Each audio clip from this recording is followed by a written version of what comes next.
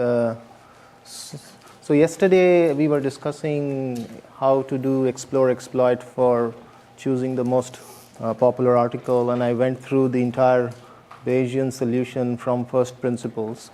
And so today we are going to be more practical about it. So in general, as we know, we have to do personalized recommendations, right? And so now the question is, how do we do explore exploit for these kind of problems, right? So one extreme, let me just get the pointer.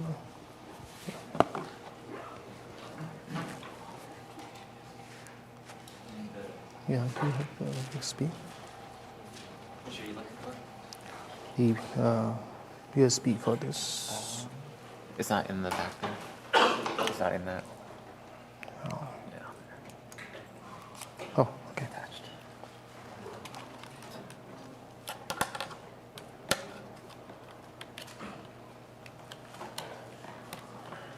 Okay.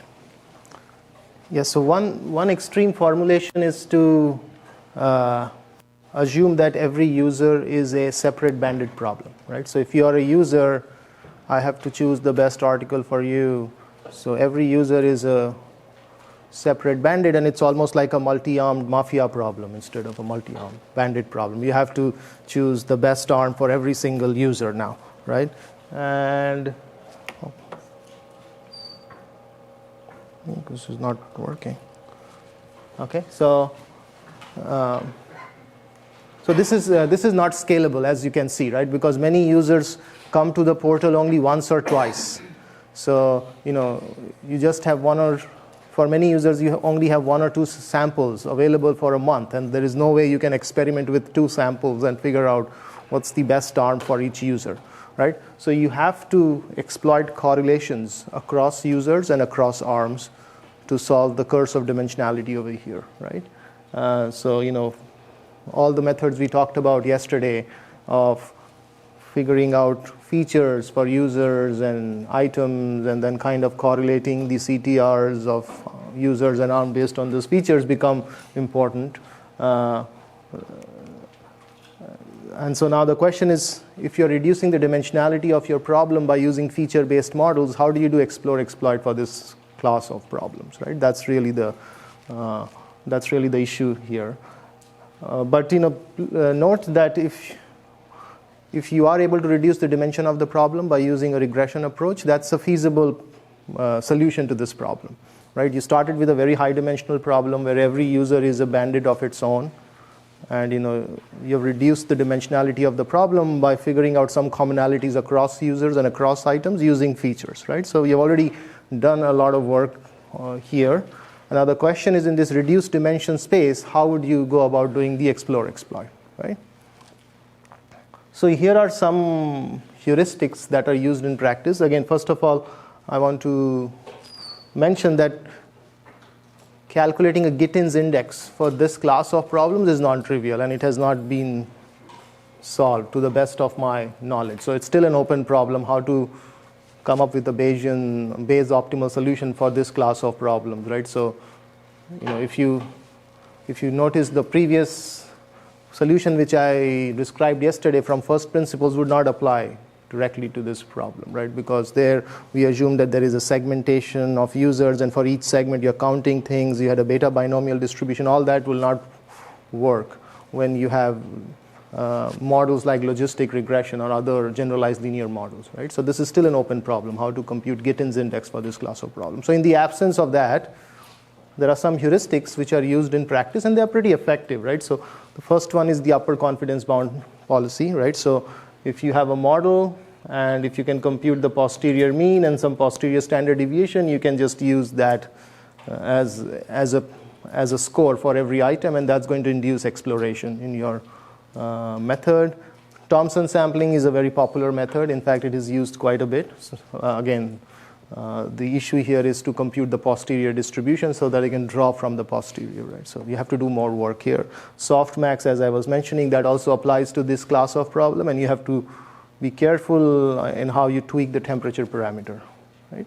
And epsilon greedy is always something you can try as a first cut, right? You collect randomized data from a small population and then you do it, right? So this all applies to the thing. I think the main takeaway here is, from a research perspective, how to come up with a solution that is optimal or close to optimal from a Bayesian sense. That still needs to be worked out. There are several papers in this area and again, this is still an active research area, so you can take a look at these papers if you're interested in these areas. And you can kind of be up to date on the literature if you really want to work in this area. So far I was describing solution for a single slot. What happens if you have multiple slots on the page, right? So when you load a web page, you have to recommend multiple things at the same time. So how do you generalize the solutions which I described to this problem? And here also there are several heuristics that have been used in the literature. Not a very clean solution still, but again, here is a list of papers which you can read. But in general, heuristics are reasonable in practice. But again, no clear answer in terms of what is the right optimal solution for this class of problems. So anyway, so that was about explore, exploit. Now let's move on to how we would do online modeling. So we talked about feature-based models, which is computing offline component. Then we talked about explore, exploit. Now I'm going to talk about the third component, which is once you have built your offline model, there are still some parameters that have to be estimated online when a new user or a new item comes in. How do you do that, right? Okay. So we have looked at this model yesterday. So again, imagine Yij again is the rating that user I gives to item j. And this is a model which we talked about yesterday. So Ui are either features of users, or they are some factors that have been estimated by using matrix factorization and other approaches. Beta j are the coefficients that you have to learn for item j. And if an item is old and has a lot of observations, these are well estimated. When an item comes into the system, the question is, how do you estimate or how do you initialize the value of these parameters, right? And in order to initialize the value of these parameters, you need to have a good estimate of the prior mean for this particular parameter, right? So the question here is, how do you come up with a good estimate of the prior mean so that you can use it to initialize the model when a new item enters into the system, because that's going to help you deal with the cold start problem. Okay? And there were several approaches. So one is initialize the coefficients based on the item features, right? So this is what we looked at yesterday, right? You have an item, you know the category of the item, you know the phrases in the item, and you can construct bags of features, and then that's what's going. And you learn the coefficient of these features, and that's how you could initialize an item when it comes into the system, right? So if it's a sports article, then you know it's going to go well with users in San Francisco, for instance, right? So that's about features. But after adjusting for the features, you still have some residual idiosyncrasies which you can capture for a new item, right? So how do you estimate that? And there are several methods of doing that. Yesterday we talked about how to reduce the dimensionality of this so that you can learn it efficiently online, right? So if you have a 1,000-dimensional user feature vector, you have to learn 1,000 parameters per item when it enters the system. That's going to be computationally expensive. It's going to take time before you can estimate these parameters. So one way is to reduce the dimension of this. So you project these coefficients to a lower dimensional subspace. And again, this projection matrix is something which you can learn offline by looking at tons of data which you have seen in the past, right? And then all you are doing at the end of the day is estimating a smaller dimensional parameter online for each item. That helps you converge faster as well. Okay?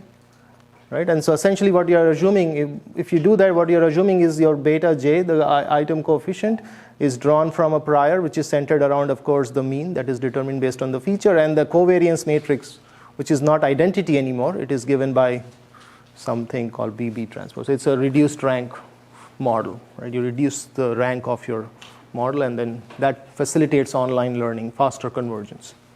And we have, so I'm not going through the details. You can read about that, though that was the main idea. And again, we have applied these techniques to several data sets in the past. We applied it to a data set that we derived from MyYahoo. MyYahoo is a particular portal on the Yahoo website where you can customize modules you want to look at.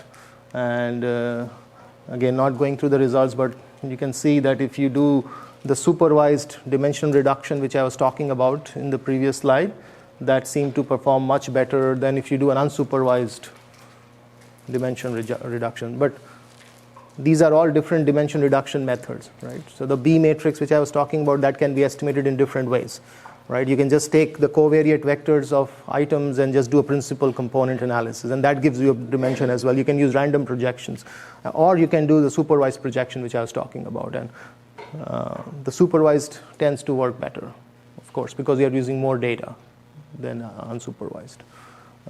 But nevertheless, doing a projection is always a good idea when you have very high dimensional data. Okay. All right. So this is basically to summarize this section. Whenever you have historical data available, so there will be cases where someone launches a brand new product, right? So if someone launches a new module on the website, then you are really starting cold. It's like a cold problem, right? You've never seen this product before. Then you're out of luck because you have no historical data available. And in those circumstances, the only option you have is to look at item features, user features, and learn some coefficients based on those. But if you have a system that is running for a while, even if you don't, you already have a lot of data, past interaction data available to you. So you can use that to come up with better features that you can use to initialize new users and new items. And it's always a good idea to exploit those, right? Other than the metadata and other features, it's always a good idea to exploit those as well. And that's what we were talking about earlier. Generally, factor models are good because data in recommender systems is extremely sparse. So going beyond a linear model is not always feasible because you end up with high variance estimates. But factorization kind of provides a nice trade-off between linear and nonlinear models, right? So doing factorization is a good idea. It also helps you score your items at runtime very easily. You're just computing inner product, so the computations are extremely fast. And it also helps you learn things online much more efficiently. So these are nice models. Okay. And so we already talked about all that. So great. So now I'm going to move over to evaluation, right? So we have talked a lot about recommender systems, and now you might be wondering, well, if I'm a practitioner and I create a new method, how am I going to know whether it's going to work well or not? Right? That's a question which is extremely important, right? So how do we do that? So the ideal way to test a new method is to run an online experiment. Okay? You come up with a new algorithm that's a new recommender problem. You say, okay, well, give me a small fraction of randomized data, which can use my new method to recommend articles, and let's compare it against a status quo, which is currently running on the site. You do an A/B experiment that gives you unbiased estimate of performance. But this is not easy, right? I mean, there could be so many different ideas that so many different people can come up with in a company, especially companies that are large. So you have to be careful or judicious about running these experiments, right? If you're running a bad experiment, or if you're running an experiment that provides suboptimal recommendations, you're going to hurt user experience, right? So there is a cost to running these experiments. There is also an engineering cost to set up these experiments and do data analysis and so on and so forth. So you cannot run tons and tons of experiments. You can only run a small number of experiments. So how do you do evaluation offline to weed out some of the bad experiments and only run the good candidates online, right? That's an important problem. Okay, so for supervised learning, we know how to evaluate predictive, out-of-sample predictive accuracy, right? We use methods like AUC, precision recall, log likelihood on test data, and so on and so forth. So those are all well-established metrics. And now the question is, when you are working in recommender problems, do those metrics suffice? Are those metrics reflective of what your performance would be online? And the answer is no, right? Because it's an explore-exploit problem. It's an experimental design problem. I'll give you an example. Suppose you collect data from a recommender problem that only shows 2 articles out of 1,000 to every single user. Okay? So you have starved all the other 998 articles. And that's the data you are collecting. You run a supervised learning algorithm on that data, you are going to get extremely good results out of sample predictive accuracy, right? Because you only have data on 2 articles. So, well, my AUC is 0.9. You launch that model in production, and that model will start serving some of the items which have not been served in the past. And some of these items that you serve would be suboptimal, right? Because you have never evaluated the quality of recommendations or the quality of prediction on these items. You never saw it in the data, so there is no way for you to evaluate, right? And the performance may not be as good as you want, right? So the data which you collect, the data on which you do offline prediction or offline out-of-sample predictive accuracy have to be diverse enough. It has to be representative of your system, right? Otherwise, these metrics would be misleading, okay? So we need a different metric to evaluate these methods offline, all right? And another thing which I've seen in the recommender systems literature in several papers is whenever we are doing out-of-sample predictive accuracy calculation, I've seen people do random splits of data. Like if you look at Netflix or if you look at movie lens, particularly this happens for movie lens data. There are many papers who take the data and then do a random split and then do an out-of-sample predictive calculation. That is not correct, because you want your method to predict what's going to happen in the future. You cannot use the data in the future to predict the past, right? That's wrong, right? If you're using something like item-item similarity, and if you're using a rating which was in the future to predict what you're going to do in the past, that's not reflective of real-life application. So whenever we are doing offline evaluation, even for supervised learning method, I would recommend you do a time-based split and then do the evaluation. So it's a small thing, but it does make a difference in terms of how you gauge the quality of your methods. Okay? So this was about offline evaluation, and we know that this is not sufficient. So let's go to the online evaluation. And so I was already giving you an intuition of why that's a problem. The supervised learning metrics are a problem. You need to make sure that your test data is diverse enough, representative of the entire system. So what is the best way of collecting data that is representative of your system? By running a randomized experiment, right?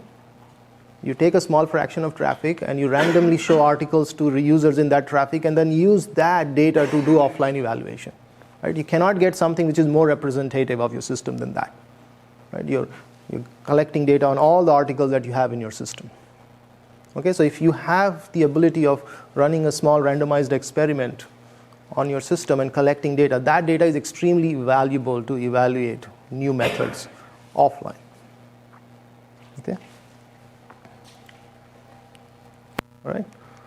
So here is how it works. Like suppose I'm calling it the random bucket. So random bucket is a small fraction of users who are served recommendations by randomly selecting articles from your item pool, right? So your random bucket, and this random bucket provides you with all the logs, right? So this is the user, this is the article that was served to the user, this is the reward, right? And again, these are 2 different kinds of rewards, right? So this is score 1, CTR, this is like amount of time the user spent on the site after clicking on the article, right? And so once you have this data, now suppose you want to evaluate a new recommendation algorithm X offline, right? For every user visit here,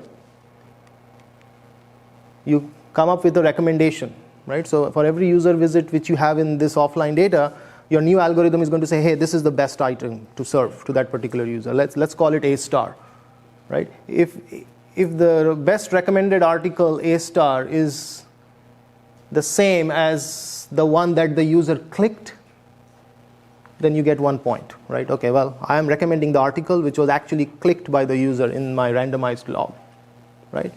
If the best recommended article is something that is different from what the user clicked, then you don't get any reward, okay? So you're pretty much essentially computing the precision at 1 on the randomized log for a new algorithm which you want to test, right? And Once you have done that, once you have replayed your data on the historical log, which was computed from a randomized experiment, you can now compute how many clicks you got with the new algorithm. If the number of clicks you got from the new algorithm, if the algorithm that gives you the maximum number of matches on the randomized data is the one that's going to perform better in the online setting. So very simple method. The only trick is you have to collect this data from the system once and then use that to evaluate all the new algorithms which you are going to invent offline. And then out of this, if you invent 100 algorithms, if 98 of them have very poor performance on this online metric, on this offline metric, then you don't launch them in production. You just take the 2 which look promising and then launch them in production and see what happens. So you can weed out a lot of bad tests efficiently by using this methodology. Okay? This is clear, right? This is very important, right? So you just replay the data and look at the precision at 1. And the method that has the highest precision at 1 is the one that is the best. Right? Okay. So mathematically you can show, again, this has been done in this paper by John Langford and Lee Hong Lee, that this provides you with an unbiased estimate of performance in the real world. Right? So mathematically, you have collected data from a recommender algorithm S of x. So S of x is the one that is used to collect data. H of x is what you are evaluating, and you want to compute the expected the expected reward which you get by using algorithm H of x, right? So what is the probability H of x is going to serve item I, and then if it does serve, what is the reward, expected reward you get out of that, right? And you want to do an expectation over all that, right? So this is what you want to do, right? And how do you do that? So, as I was telling you, right? So figure out all cases where H recommends something that agrees with what S recommended, okay? And then what was the reward you got? And alpha t is some importance weight, which we have to compute. And this importance weight is basically, if you have this as an importance weight, then this is going to give you an unbiased estimator of the policy, right? So if your importance weight is 1 over the conditional probability of S serving I given H served I, then this gives you an unbiased estimator. You can show that very easily, right? Now, if S of x is a randomized serving scheme, then this conditional probability is the same as the unconditional probability. Okay? So if you can collect data from a randomized serving scheme, then this is very easy. And then basically you are just looking at the precision at 1 on the randomized data. So it becomes very simple.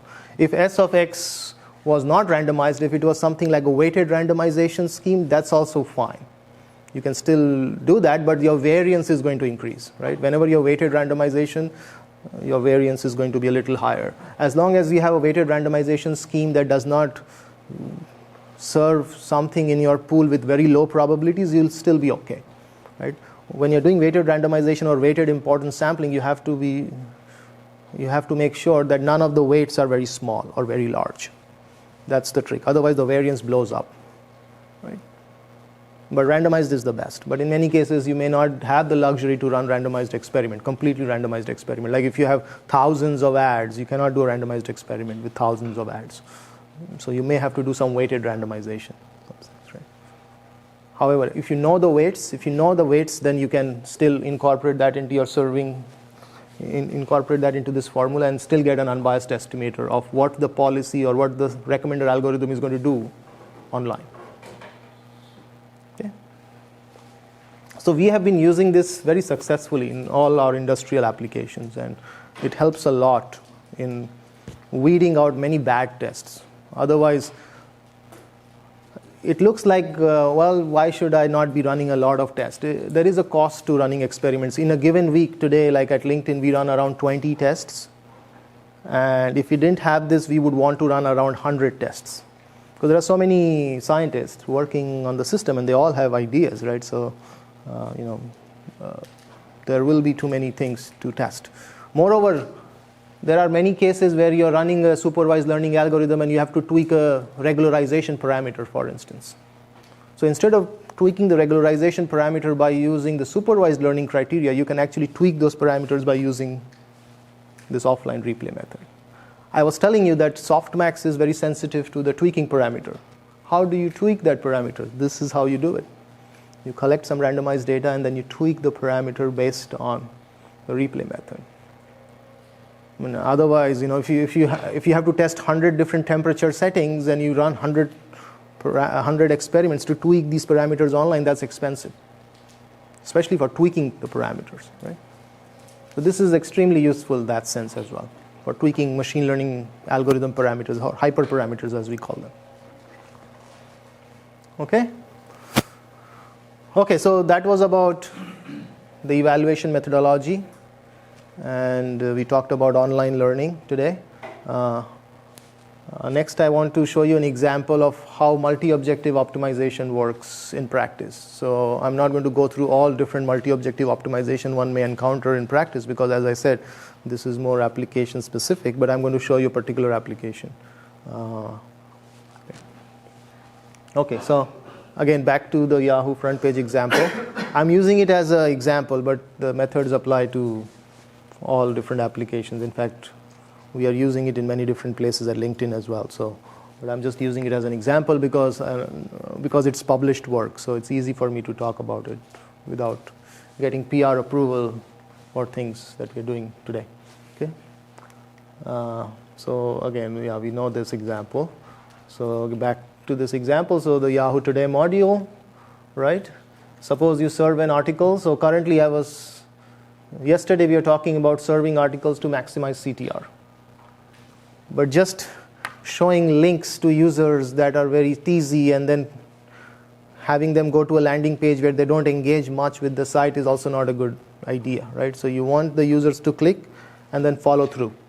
Follow through by reading things or by engaging with the site downstream, right? So suppose you serve an article, the CTR of this is 10%, let's say, and we know that after clicking on this, you're going to spend 30 seconds on average on the landing page, right? There is another article where the CTR is 15%, but you're going to spend 10 seconds. And so now there is a dilemma here. Which one do you show? Should you show the first one or the second one? Right? So the first one, if you maximize CTR, you're going to get a lot of downstream page views to the site, and that may result in better advertising dollars. But if you rank by expected time spent, then maybe you would prefer the first one, because the user is going to engage with the site more. And if the users engage with the site more over a long time horizon, they will come back to Yahoo more often, and that would also increase advertising dollar, but maybe not in the near term, maybe in the long term, right? So how do you make a trade-off in such scenarios, right? So this is really an example of multi-objective optimization. There could be many such scenarios, right? CTR, time spent, revenue. In the case of LinkedIn, how many people apply for a job versus how many people click on a job. How many people connect with someone, and once they connect with someone, do those people then connect with someone else? So there are many downstream utilities you have to worry about, and that's why this is important, right? So I'm just showing you an example with two objectives, but there could be multiple such objectives. Okay. Well, here there are three objectives. There is also revenue, so 3. Okay, so with that context, here is the problem setup. So you have an article pool. You have k different web properties, right? So Yahoo Finance is a web property. Yahoo Sports is a web property. Yahoo Entertainment is a web property. Every link you see on the Yahoo front page takes you to one of these properties. Okay? So we have k web properties, and let's consider only two objectives: click rates and time spent, right? And let's say I want to maximize the amount of time users spend on the site, but I don't want to lose more than 5% of the clicks which I would get if I was running a click maximization algorithm, right? So I can run two algorithms. One is a click maximization algorithm. The main thing there is to maximize the number of clicks, which would mean that you will serve article based on CTRs.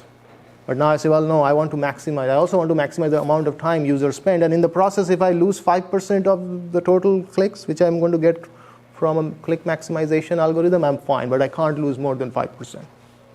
Right?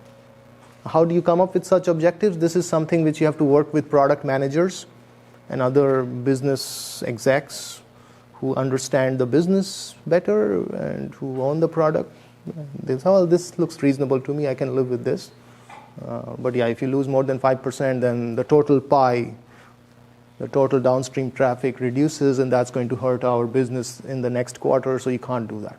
Right? So there is a lot of discussion that goes on behind the scenes to come up with such trade-offs. But given this trade-off, how would you do the serving is the question which we are trying to answer. At the end of the day, the goal of the analyst is to provide several what-if scenarios to the business decision makers, and then they can look at these what-if scenarios and make a decision. Like based on your data, you might be able to tell them, look, you cannot increase the amount of time users spend by more than 5%, even if you're willing to lose 5% of the clicks. And then they might say, well, this doesn't look like a good trade-off. I'm not going to take it. But if you say, well, you can actually increase 80%, you can actually increase the amount of time users spend on our portal by 80% if you're just willing to lose 5% of the clicks. So say, well, that's a good deal. Let's do it. Right? But you need to have an analytical tool to provide them with such what-if scenarios. What is feasible, what's not feasible. And then let them choose the most important thing from a business perspective on the efficient frontier. Okay? So yeah, the first thing is to come up with statistical models and machine learning models that can estimate CTRs and estimate the amount of time you spend after clicking. That's routine. So we have talked about that. Suppose you have done that, right? Right. So for every user you have a CTR, you have expected time spent, and now you want to come up with a serving plan, right? What's the probability item J should be served to user I? Right. So I could be either a user, or we can simplify the problem and create different user segments, right? So either way. That's the serving scheme you need to come up with, right? And now the question is, how do you come up with the design parameter X, right? That's the problem. So as I said, the click optimization basically says, okay, Xij is 1. With probability 1, you serve the article that has the maximum CTR, 0 otherwise. Of course, there is some exploration going on. I'm ignoring that for simplicity here. Okay, so now let's look at this, right? So this is the total number of clicks, right? So Xij is the probability of serving item J to user I. This is the fraction of users in segment I. I'm just doing a segmented analysis first. Let's assume there are a few user segments, and we want to come up with a serving plan for each user segment, just for simplicity. I'm going to go into the personalized model later on, right? And Pij is the CTR, right? So this gives you the total number of clicks. If you have a serving plan X, which is the unknown you want to compute, this is the total number of clicks you're going to get. Similarly, this is the total time spent you're going to get. You just multiply that with the expected time spent, and you get the total time spent, right? So these are the two parameters. And both are linear functions of your design parameter, right? So this is a linear. You can also add other constraints, linear constraints as well, right? And so, okay, this is what you want to do. You want to say, well, I want to maximize total time spent on the site, subject to the constraint that the total clicks I get should not be less. I should not lose more than 1 minus alpha % of the total clicks I will get if I have used a click maximization scheme, right? And you can also add other constraints. I don't want to lose more than 2% of clicks which I would get on Yahoo Finance if I had used the click maximization scheme, because that's the status quo. So you can add those constraints as well, right? But the key thing is this is a linear program. You can write all of that as a linear program, right? You're optimizing a linear objective subject to linear constraints, and you can just solve it. Okay? Okay, so the property, you might be wondering, why do you add the property level constraint? Why do you have to worry about Yahoo Finance not losing more than 1% of the total clicks they get? Well, because different properties on Yahoo might have different considerations. If ComScore says that Yahoo Sports might go to a second position compared to ESPN next quarter, then they will be very sensitive about the number of page views that goes to Yahoo Sports. And so they might say, well, I'm not willing to lose any clicks at all on Yahoo Sports because it will put us in the second position and our leadership in the sports area is going to go down, right? So there are different considerations why you may not want to lose too many clicks across different Yahoo properties as well, right? So that's why it is customary to add those constraints as well to the optimization problem. All right. So this is easy to solve, right? You just do a linear program and you get the serving scheme. Right? So for every segment of users, you know what is the optimal serving scheme based on these considerations, and you can solve that. Now, instead of using segments, if you go to per user, right? If I say, okay, well, I want a serving scheme like that for every single user. We already talked at length about building personalized models for each user, and now we can't live in a world where these constraints are added at a segment level, right? Because then all the hard work we have done to personalize recommendations based on CTR is going to be lost. So you have to generalize this to the user level, right? So is it straightforward? Well, let's try to look at it, right? So I is the user segment, U is user, right? So the same formula. Well, the pi i's of course go away, right? Because now it is at a user level. So total clicks per user, total time spent per user, right? So now you have a variable, serving variable associated for each single user. Okay? And now the question is, does this work? So any guess, will it work? Will the same thing work? If I just move away from user segment to user level, will it work in practice? No? Yes? Why? Okay, too sparse. Anything else?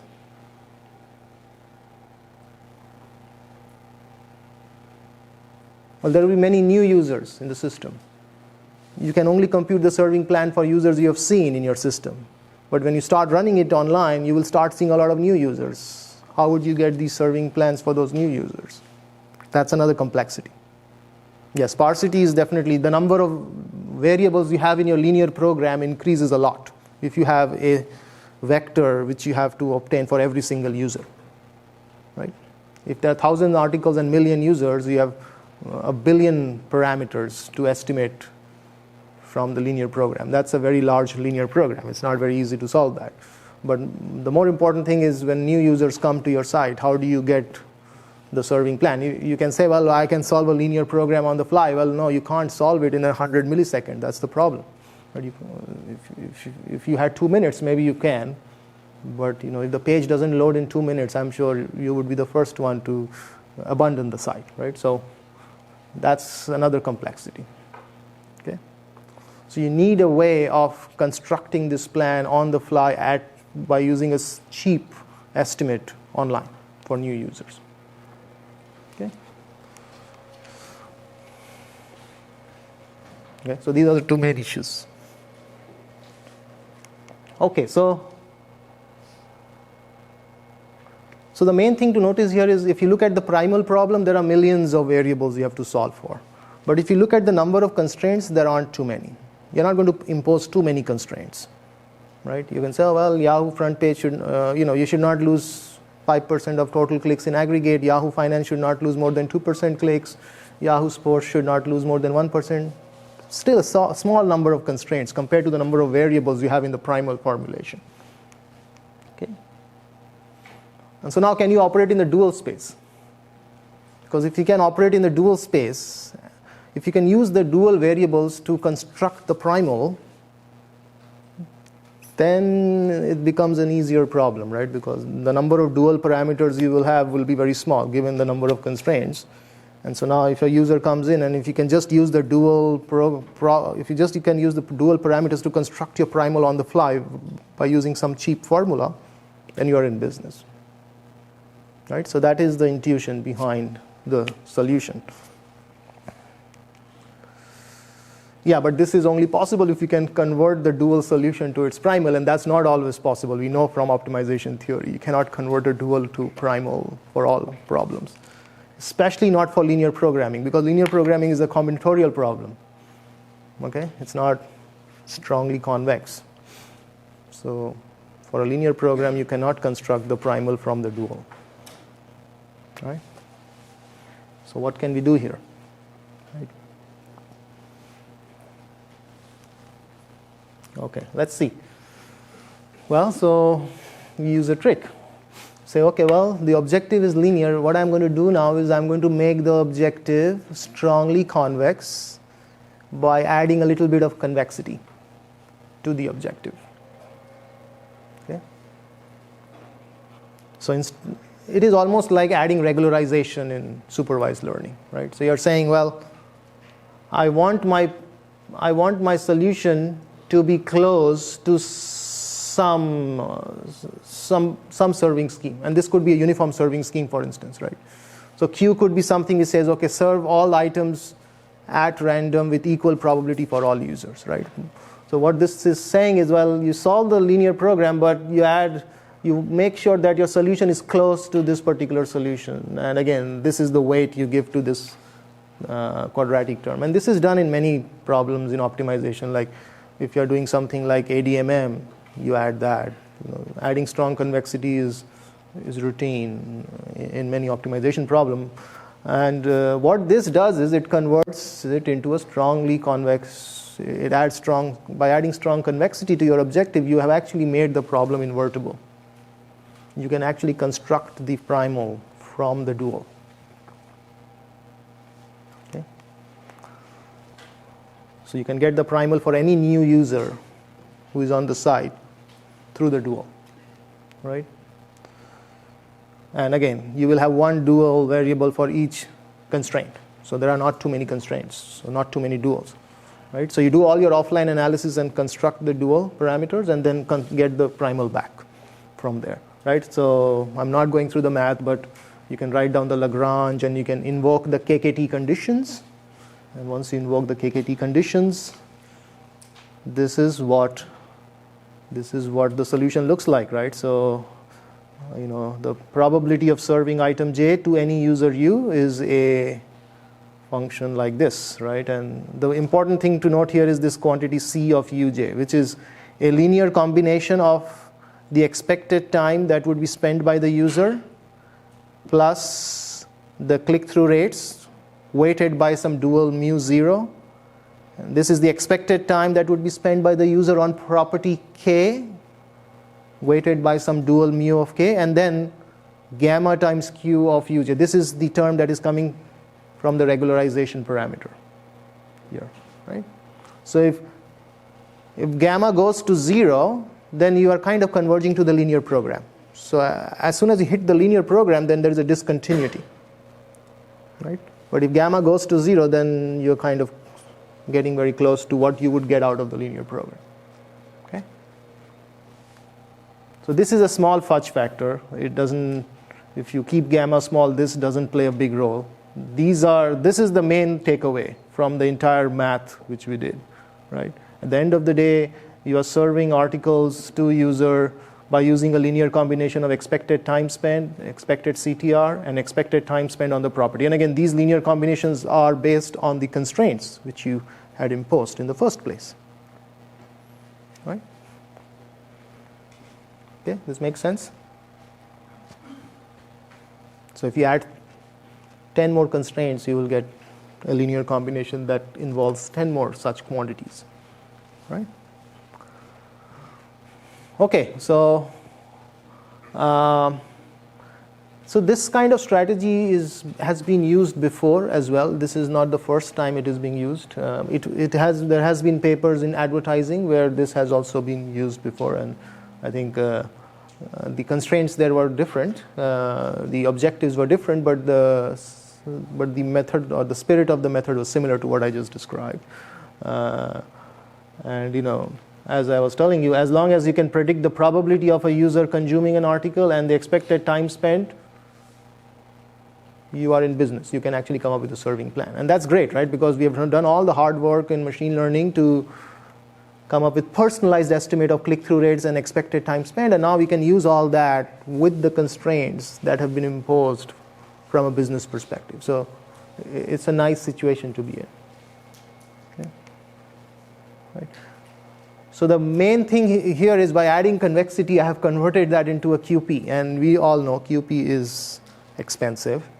So while linear programs are much more efficient to solve, it had the problem of not being able to convert things on the fly, right? You can't compute the primal on the fly for every single user. So we converted into a QP. It helped you obtain the primal solution on the fly, but it added the complexity of now computing the dual for millions of variables, right? So that's really, there's no free lunch in life. And as you can see, you solved one problem, but you got into another one, right? I mean, now how do you scale this QP is the question, right? Okay. So the way we do this is by subsampling users, right? So when you're solving the QP, even if you have millions of users in our historical data, in order to compute the dual, we just subsample users, right? That makes the QP problem more feasible, right? And now the question is, how do you do subsampling, right? So we tried using random sampling of users. We also did some stratified sampling. You stratify the user based on some attributes, based on their affinity to different articles, do some kind of k-means, and we tried both. And I'm going to show you the result of what we got by using different kinds of sampling. So these, some of the things I am talking about have been run in production. Some of them have not been run in production, but that doesn't matter because now we have this offline replay metric, which is reflective of what's going to happen in production. So whatever you see here, you should believe this is going to be real, right? Because of the evaluation methodologies we have, right? So yeah, Yahoo front page data in 2010, collected random. So 2 million page view every day in the data we have, not actually. Yahoo has much more than 2 million. And we use the replay method. And these are the metrics I'm going to report in the experiments, which I'm going to show you. So CTR ratio, right? So this is CTR relative to some baseline. So if I show you 1, that means it is the same as the baseline. If it is 1.1, it's 10% better than baseline, and so on and so forth. Time spent ratio, again, relative to some baseline model. That's how the results would be reported. So here are some curves. So these are different Pareto curves, right? So this is real trade-off curve, right? I mean, this is something which you show to the analyst, the business owner, and they can actually look at these things and make a decision, right? So you can, for instance, say, okay, well, look at this curve, right? If you lose 5% click compared to a status quo model, you end up getting a 12% bump in amount of time spent. Would you take it? Right? So that's the kind of decision making you can force on the business owners by showing these curves. These are all real curves, right? And the kind of Pareto curve you get is important, right? So if you get a Pareto curve that gives you better trade-off, then that's much better than getting a Pareto curve where the trade-offs are not that meaningful or not that attractive, right? So depending on the method you use, you get different kinds of trade-off curve, right? So if you use the segmented model, which I was talking about, where you divide every user into segments, you don't get very good Pareto curve. But if you do things at the personalized level by adding the strong convexity I was talking about, you start getting much better Pareto curves here. And again, these are different clusters of users, and as you can see, as the number of clusters increases, things become better. If you go to personalized, it becomes really good, right? So doing this trade-off at the personalized level, even though we have to add some strong convexity to invert the problem, is a good idea, at least in this application. That's what this curve is showing. Here, the trade-off is without adding any property level constraint. So just global trade-off between CTR and time spent. And it's not telling you what these trade-offs are going to do to many downstream properties, right? So that you're going to see in the next curve, right? So if you add the property level constraint, and as expected, if you add more constraint, then your trade-offs your trade-offs are not as lucrative as they were earlier, right? Because now you're constraining things more, right? So earlier you were getting a big bump in time spent. Now you're going to get a decreased bump in time spent because now you're adding more constraints in the downstream properties, right? But still, the personalized is much better than the non-personalized here. Yeah. So this is showing you. So beta equals to 1. Again, I'm not going through all the details, but let me tell you what beta equals to 1 means. Beta equals to 1 means you maximize time spent, and you can lose 5% clicks, but you cannot lose any click at all for the downstream properties. Very strong constraint. None of the properties are willing to lose any constraint. Beta equals to 0.95 means any given property can lose 5% of its click, which it will get from the status quo, right? Different kinds of constraint, right? And you can see, if you are willing to lose, clicks downstream, then you can get a big bump in time spent for different properties. If you're not willing to lose clicks at all, then you're not going to get the advantage of getting more people spending more time on the property, right? So again, different kinds of analytical tools, what-if scenarios, what makes sense, what doesn't make sense is very application specific, but at least you have a tool now to kind of visualize all these what-if scenarios. Okay. This curve is showing you what happens with different sampling fraction, right? When you're solving the QP with 10% versus 20% versus 50%. So what this curve is saying is 20% sampling is good enough in our application. If you go beyond 20%, we don't get any more gains, right? So I think all we have to do now is figure out how to scale our methods, QP solving method, for 20% of the random samples we see on the Yahoo front page. Okay. Anyways. Okay, so conclusion. So I just showed you the multi-objective through an example because I think it is such an application-specific thing that talking in the abstract may not make a lot of sense sometimes. So I wanted to go through an example just to kind of give you a flavor of the kind of approaches you can use, right? But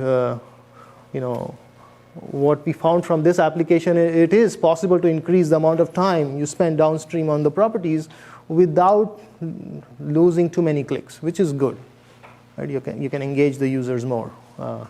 There are many links which we sometimes show on Yahoo that look very great, like nice pictures and juicy headlines, but you click and then you go to the page, it's not that great. So what this method is doing is it's just eliminating those links to be shown to the user. That's all it's doing.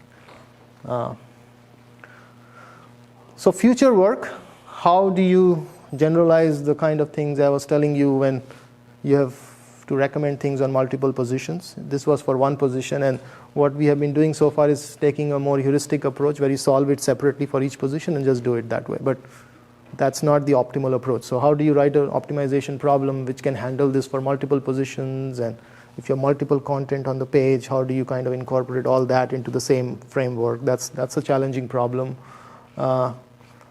Currently, the constraints which we are adding was only for the next 5 minutes or 10 minutes, right? You solve the program for this 10 minutes, serve for the next 10 minutes, again resolve it, and another 10 minutes. If I want to add constraints that are more for a bigger if I want to add more long-term horizon constraint, how do you do that?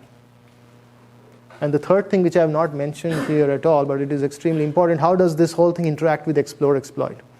Because you had an explore-exploit constraint earlier to estimate your PUJs and DUJs, and now you have another set of constraint which is solved through a linear program or a quadratic program. How do you get them all to work together in a more holistic fashion than kind of taking a partitioned approach, which I showed you here? So I don't know that. Maybe some of this QP program will become a stochastic program, but if it is a stochastic program, then it becomes even more difficult to be solved. So these are all open questions that needs more thought and more research. Okay. So if you are interested in any of these, let me know. We can talk more offline. Okay. All right. To summarize, so what I was planning to do is, after summarizing this, I'm going to spend the next hour which we have going through a use case study at LinkedIn, right? So we've talked about a lot of stuff. I'm going to just show you a case study from an advertising application. Hopefully that will give you a good idea of how all the concepts I was describing come together in a real production environment, and it starts working and impacting the business. But let me summarize before we do that. So the first statement, of course, this crowd will have no problem in grokking, which is, most recommender systems on the web crucially depend on extracting intelligence from massive amounts of data that is collected on a routine basis, right? That is, of course, at the heart of everything we do. And I think the idea that a lot of data means we don't have to invest in doing sophisticated machine learning is wrong. because the more data you add, the more heterogeneity gets introduced. And if you really want to truly personalize applications, which we want to, that's how these recommender systems would become better. We need to do good machine learning because the number of parameters increases with sample size for most of these applications. Okay? And extracting the right grouping structure, what group of individuals work with what group of features, that's extremely important. And again, ML has a very important role to play. The fourth point, which is the ability to do continuous and adaptive experiments through explore, exploit. That's a key. That's an advantage you have on the web, right? In many social science problems, you don't have that. Running a survey or running a clinical trial is very expensive, but running an experiment on the web is not that experiment. So that's a very strong, important tool which we have at our disposal when we are working on recommender problems on the web, right? And how to scale these experiments to take advantage of this capability, that's an important machine learning problem. Multi-objective optimization is often required in real application. Rarely would you see an application where someone is just interested in optimizing for one single objective and nothing else is there in place. So either you can just live with the heuristics, because heuristics, whether you like it or not, heuristics will be added, right? If someone doesn't like something, at the end of the day, there is a product manager who is responsible for the product. And if they don't believe that the user experience is good, heuristics will be added. So you're better off providing them with analytical tools and help them make an informed decision about these trade-offs rather than letting them add heuristics to the system. Because then that starts intervening with the machine learning you're doing in non-trivial ways. Okay? So it's a practical consideration. Machine learning practitioners have to work closely with engineering, product, and business execs if you are to be successful. Merely doing machine learning is not going to work. At least today, it's not going to work. Okay, so some challenges.